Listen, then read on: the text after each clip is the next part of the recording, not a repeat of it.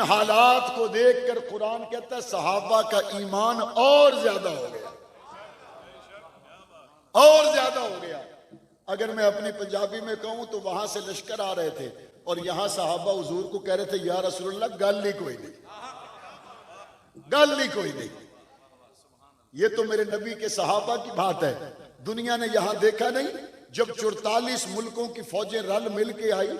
ये तो हुजूर के सहाबा की बात है जिन्होंने हुजूर को देखा, जिन्होंने कुरान उतरते हुए देखा, जिन्होंने पैगंबर को देखकर कलमा पढ़ा, जिन्होंने पाक पैगंबर की सोहबत इख्तियार की। ये तो उनकी बात हो रही है। लेकिन आओ देखो वही कुरान पढ़ने वाले, लक़द कान लकुम फी रसूलिल्लाहि उस्वतुन हसना। नबी का तरीका क्या है? नबी का तरीका यह है मुश्किल हालात हो नजर अल्लाह पर करे, मुश्किल हालात हो डट जाए, कायम हो जाए। सुम्मस्तकामु ततनज़्ज़लु अलैहिमुल मलाइकतु अल्ला तखाफू वला तहज़नु व अबशिरू बिल जन्नतिल लती कुंतुम तुअदून। अल्लाह कहता है जो बंदा डट जाए उस पे अल्लाह फरिश्तों को भी नाजिल करता है और उसकी मदद और नुसरत का वादा तो है ही है, जन्नतों के वादे भी रब करता है। 1400 साल के बाद जिन्होंने पाक पैगंबर के तरीके को अपनाया, इसके अंदर इतनी अल्लाह ने कशिश रखी 44 मुल्क हार कर चले गए और मोहम्मद के गुलाम फटे हुए कपड़ों में जीत गए। जीते या नहीं जीते? दुनिया हैरान है, परेशान है कि ये हुआ क्या। मैंने कहा वहां एंड क्या हुआ था? वहां एंड ये हुआ था कि 27 दिन के बाद अल्लाह ताला ने जब सारा माहौल पैदा हुआ ना, ये समझे कि 27 दिन की छलनी थी, ये 27 दिन का इम्तिहान था।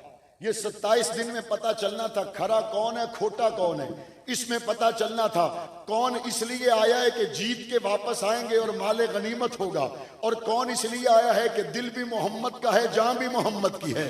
कौन किस लिए आया है? यहां पे जब हिलाया जाएगा, झंझोड़ा जाएगा, जब झुरझुरी आएगी तो पता चल जाएगा कौन किस इरादे से आया है। और जो लोग अल्लाह और उसके रसूल की मोहब्बत में खड़े रहे, 27 दिन गुजरने के बाद पाक पैगंबर को अल्लाह ताला ने फिर वो मंजर दिखाया जब काफिर इरादे पूरे न होने पर हाथ काटते हुए, उंगलियां चबाते हुए वापिस जा रहे थे। और ये वापिस ऐसे नहीं गए, ये वापिस ऐसे गए अल्लाह ने हवाओं का जक्खड़ चलाया, और जब ये जक्खड़ चला तो खैमे उखड़ गए, देगे उलट गई। जब ये हवाओं का जक्खड़ चला खाने उलट गए, रोटियां उलट गई, सारा निजाम दरम बरम हुआ और जनाब घोड़े निकलकर दौड़ गए, सवारियां हाथों से निकल गई। जब ये सारी सूरत हाल पैदा हुई उस वक्त इन कुफार ने क्या कहा? निकलो, जहां पे हमारे हाथ में कोई चीज आती दिखाई नहीं देती, निकलो जहां से हमारी कोई बात बनती हुई नजर नहीं आती, आओ नजर आओ। 1400 साल के बाद दुनिया ने तो मुनाफिकत का लिबादा ओढ़ लिया था बाइकॉट करके। दुनिया ने तो अपने बीवी बच्चों को देखकर मोहम्मद के गुलामों को छोड़ दिया था। दुनिया ने तो ये कहा था हमारे घर खुले पड़े हैं, हमारे बच्चे छोटे हैं, हम इनके साथ बैठ नहीं सकते। 20 साल के बाद अल्लाह ने ऐसा चक्कर चलाया, उन्होंने कहा एक दिन दे दो, उन्होंने कहा 1 मिनट की मोहलत कोई नहीं। ये बात होती रही ना उस तारीख को। कौन सी अगस्त की तारीख थी? 31 अगस्त। उन्हें वाक्या 1 सितंबर वन सकने, 1 मिनट भी ज्यादा नहीं देंगे। निकलो। कौन निकाल रहा है और किसको निकाल रहा है? इस उम्मत के लिए जो अल्लाह का उसूल है वो पता है क्या है? इस उम्मत के लिए अल्लाह का उसूल ये है युअज़्ज़िबुहुमुल्लाहु बिअयदीहिम। इस उम्मत के लिए अल्लाह का उसूल ये है अल्लाह काफिरों को अजाब देता है, मोमिनों के हाथों से देता है। इस उम्मत के लिए अल्लाह का उसूल ये है अल्लाह जब काफिरों को जलील करता है मोहम्मद करीम के उम्मतियों के जरिए से करता है। गौर तो कीजिए ना, रब चाहता तो बदर न लगता, पहले ही फरिश्ते आकर अबू जहल, उतबा और शैबा को गर्क कर देते।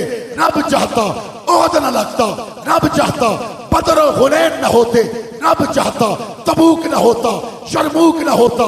लेकिन रब्बे करीम ने यह फैसला किया युअज़्ज़िबुहुमुल्लाहु बिअयदीहिम, अल्लाह इन पर अजाब नाजिल करेगा, कभी उमर इब्ने खत्ताब की शक्ल में, कभी मुल्ला उमर की शक्ल में। अल्लाह अपना अजाब नाजिल करता है और हाथ सहाबा के होंगे, हाथ सहाबा के होंगे। अजाब काफिरों पे रब का आएगा। इसीलिए तो बदर के बाद बहुत से सहाबा ने बताया, या रसूल अल्लाह, मैंने तलवार अभी निकाली ही थी कि उसकी गर्दन गिर गई, मैंने अभी छड़ी निकाली ही थी कि वो जमीन पे आ गिरा, मैंने तो अभी कोशिश की ही थी कि मेरी बात बन गई। सहाबा ने बताया तो रसूल अकरम ने जवाब दिया, ओ मेरे सिपाहियों, तुसा वहां पता नहीं घोड़े ते जिब्राइल आप आए, हुजूर की फौज में आज सिर्फ अबू बकर उमर नहीं है। शैतान उनको क्या कह के लाया था? शैतान उनको क्या कह के लाया था? ला गालिब लकुमुल यौम मिनन नास व इन्नी जारुल लकुम। शैतान ने उनको कहा था, आज तुम पे कोई गालिब नहीं आ सकता, मैं तुम्हारे साथ हूं। यही बातें की गई, कोई गालिब नहीं आ सकेगा तुम पर। चढ़ दौड़ो मोहम्मद के गुलामों पर, कोई गालिब नहीं आ सकता तुम पर। हुजूर की उम्मत के कहते हैं टुकड़े कर दो। और जब कुरान कहता है कि शैतान पहुंचा ना अबू जहल एंड कंपनी के साथ वहां पर, तो उसने उनको क्या कहा? उसने कहा, मैं तो वापस जा रहा हूं। उन्होंने कहा, तुम क्यों वापस जा रहे हो? भाई साहब तुसा ने आखे तो आए हैं, आप वापस क्यों जा रहे हैं? उन्होंने कहा, तुम वो नहीं देख रहे जो मैं देख रहा हूं, तुम वो नहीं देख रहे जो मैं देख रहा हूं। इब्लीस लईन, तूने क्या देखा?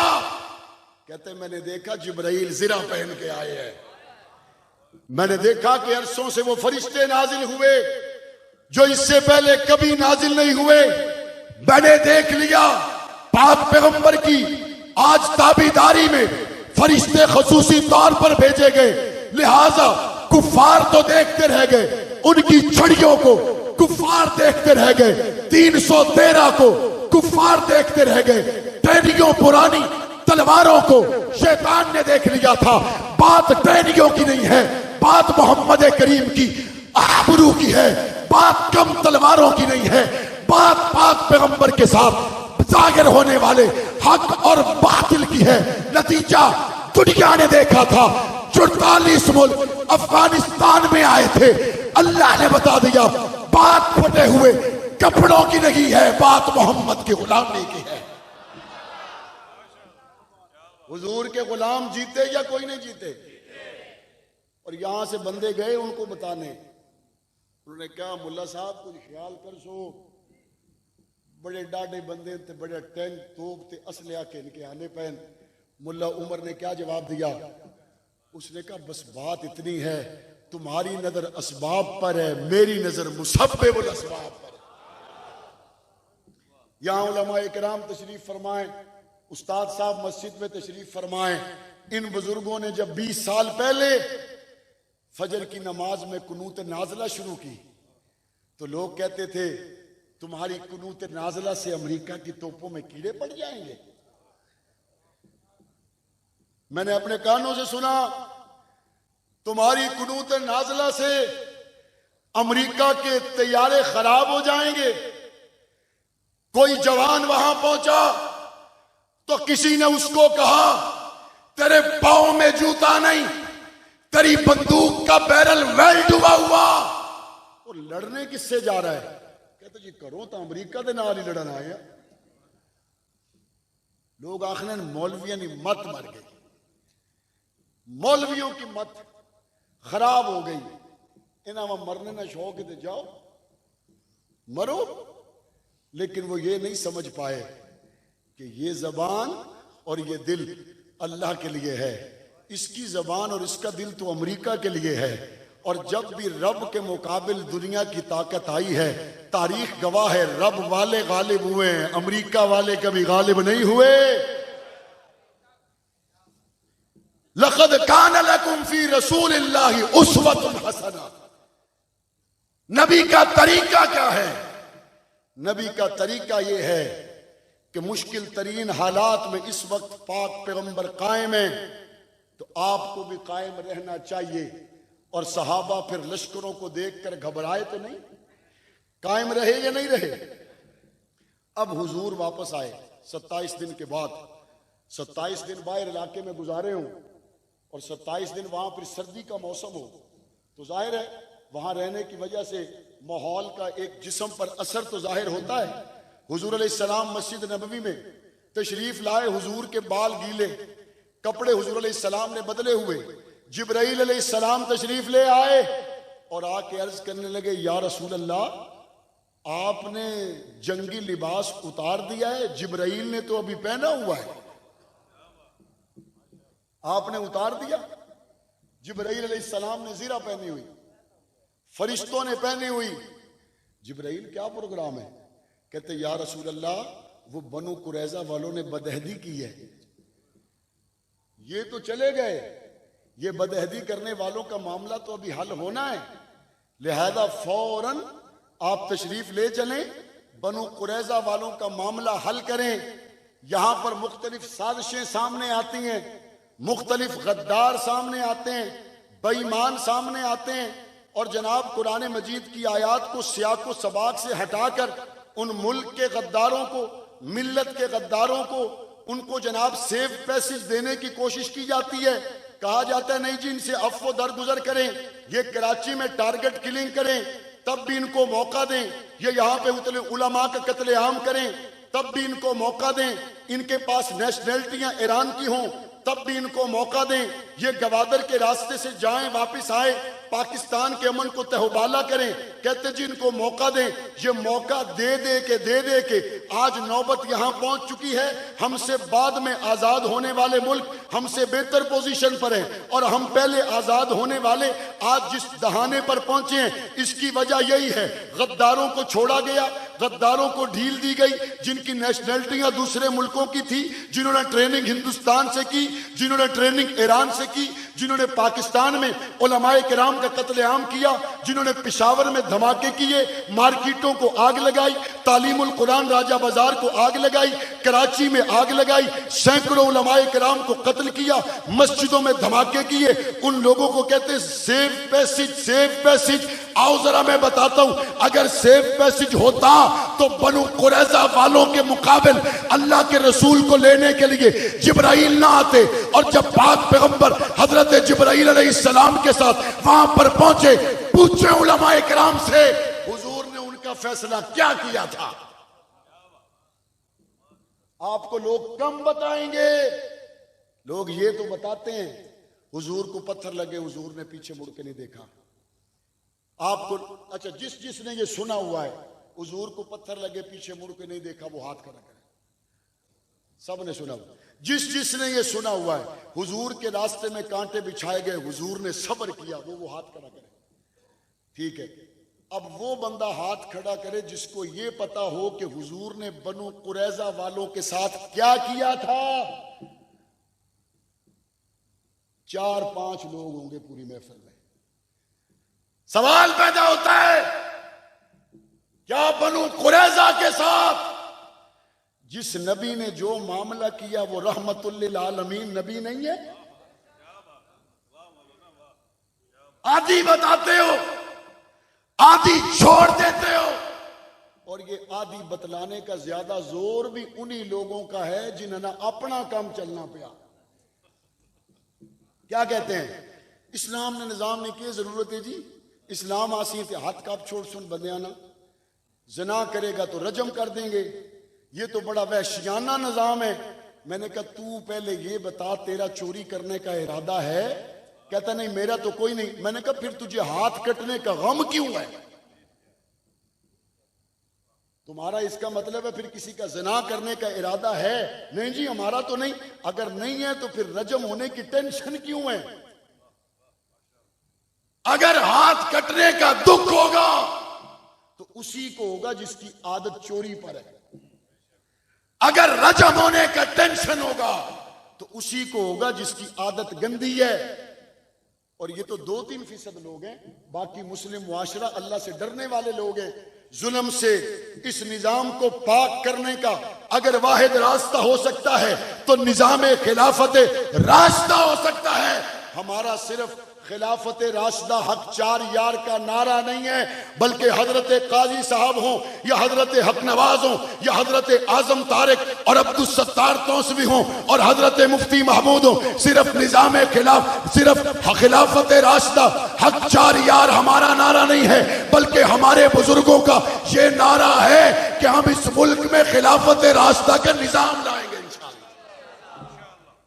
आना चाहिए नहीं आना चाहिए?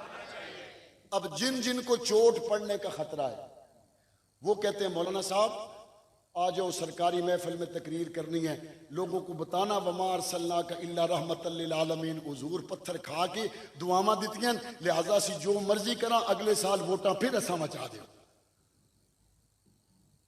कुरान क्या कहता है? कुरान कहता है कुछ मानना और कुछ छोड़ना ये कुफ्र है। कुछ मानना कुछ छोड़ना तबीयत है और सारा कुरान मानना शरीयत है। आओ मैं बताता हूं बनु कुरैजा वालों के साथ क्या हुआ। वमा अरसलनाका इल्ला रहमतल लिल आलमीन, हुजूर को अल्लाह ने 2 जहानों के लिए रहमत बना के भेजा।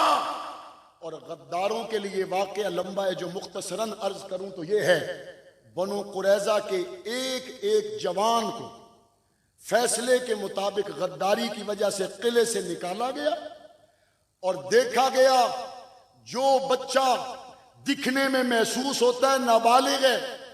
अब कैसे पता चले बालिग है या नाबालिग है? किताबों में लिखा है उसके थोड़ा सा कपड़ा नीचे करके जेरे नाफ बालों को चेक किया जाता, उग आए हैं या नहीं। अगर बाल उग चुके होते उसको भी बड़ों में शुमार किया जाता, नहीं उगे तो उसको बच्चों में शुमार करके छोड़ दिया जाता। औरतों और बच्चों को छोड़ा गया। गद्दारी करने की वजह से हुजूर अलैहिस्सलाम की फौज अबू बकर उमर के साथ, पाक पैगंबर के मदीना के साथ गद्दारी करने की वजह से अल्लाह के रसूल वमा अरसलनाका इल्ला रहमतल लिल आलमीन, जो इनका अंजाम हुआ वो ये था कि एक बड़ा गड्ढा खोदा गया और एक एक को किले से बुलाकर उनको हुजूर के सामने ज़बा किया गया। पता नहीं ये गल्ला मौलवी तो सामा क्यों नहीं दसने, पता नहीं ये सरकारी मीटिंगों में बातें क्यों नहीं होती। इसलिए नहीं होती, इसलिए नहीं होती कि वतन का गद्दार छुपा रहे, इसलिए नहीं होती उलमा का कातिल छुपा रहे, इंडिया का एजेंट बचा रहे, ईरान का गुमास्ता बचा रहे, पाकिस्तान में खून की होली खेलने वाला बचा रहे। और 1 2 3 4 नहीं, जब किले में किसी ने कहा बाहर हो क्या रहा है, एक समझदार आदमी जो किले के अंदर था उसने कहा तुझे समझ नहीं आ रही क्या हो रहा है? बुलाने वाला बुलाता जा रहा है और जो बाहर जा रहा है वो वापस नहीं आ रहा। तुझे अभी भी अंदाजा नहीं हुआ कि बाहर गद्दारों के साथ क्या हो रहा है? रहमतुल लिल आलमीन नबी सामने